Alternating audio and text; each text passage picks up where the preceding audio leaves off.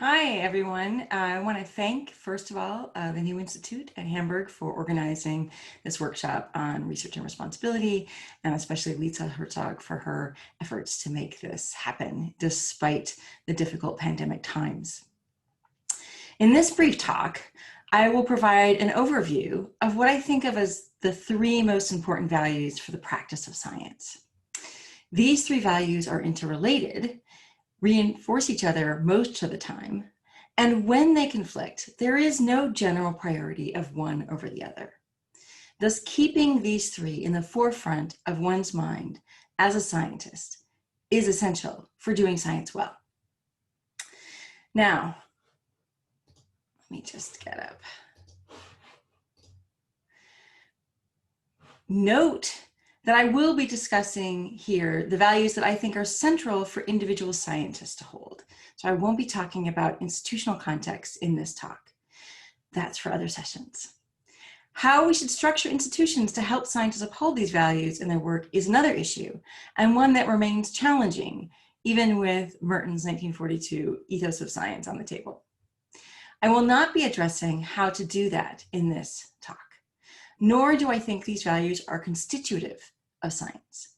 They provide some kind of necessary and sufficient conditions for doing science properly and only for doing science, for example.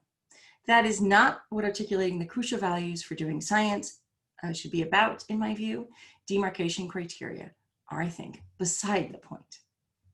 So, here are the three values: valuing inquiry, humility, and responsibility.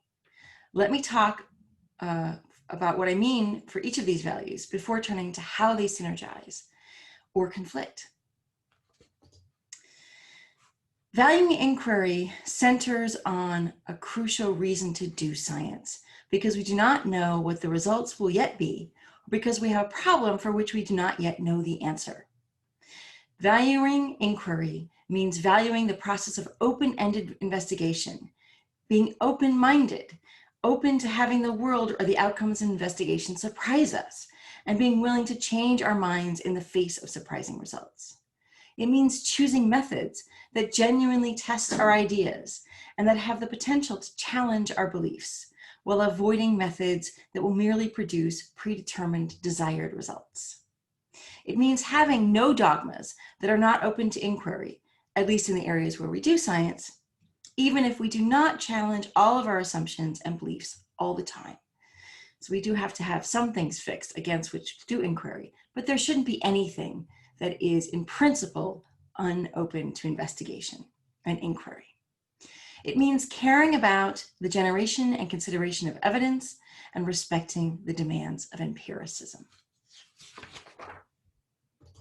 The next value is humility. Humility centers on the recognition of one's own epistemic limitations and willingness to work with others to help find and address those limitations.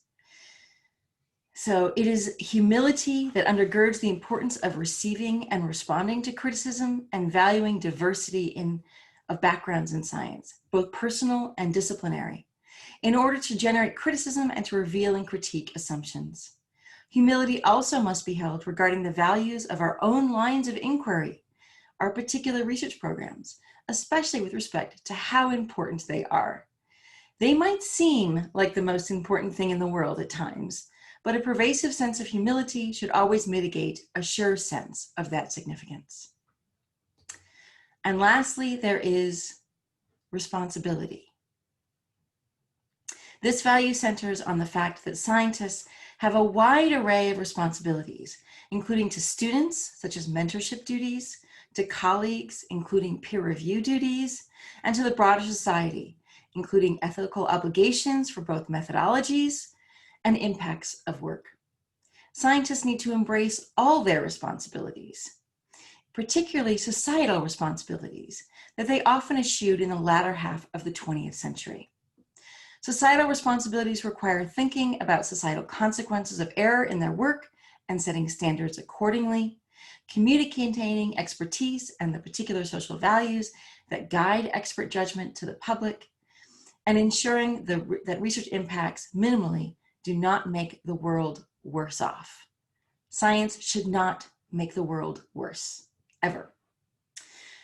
Now, these three values have both synergies and interrelationships among the values.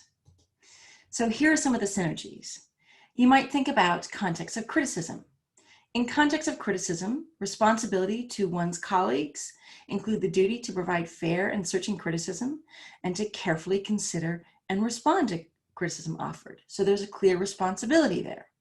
This works well with the value of humility, which can help one make one open to criticism and more concerned with respectfully responding to criticism. Doing so also supports the value of inquiry, which should be the guiding light for the criticisms offered. So offer criticisms that will assist the aim of inquiry. In the context of public communication, valuing inquiry can support responsibilities for truth-telling to the general public, even if one's results are not what the public wants to hear, which has particularly been important in pandemic times. Because one values inquiry, one can face unwelcome results and communicate them if need be, which is a key responsibility to the general public. Humility also supports the value of inquiry and responsibility in the context of public communication, because humility helps one acknowledge the limits of expertise, which should also be part of what one communicates. So it's clear that these three values can work together in various contexts, but that does not mean that they are not without tensions. There can be tensions among these values as well. For example, social responsibility might require giving up a particular line of inquiry, if that line of inquiry, for example, will lead to easy development of horrific weapons and the great difficulty in preventing the use of that work. Sometimes social responsibility will trump the valuing of a particular line of inquiry, and one needs humility to see that and act on it. Conversely, there are situations where the value of inquiry and the uncovering of important information may be uncomfortable or even threatening to one's colleagues because it challenges long-held scientific beliefs, but the value of inquiry is central to challenging the status quo and finding new insight. Humility may need to be tempered temporarily in such cases when colleagues reject out of hand a new line of inquiry.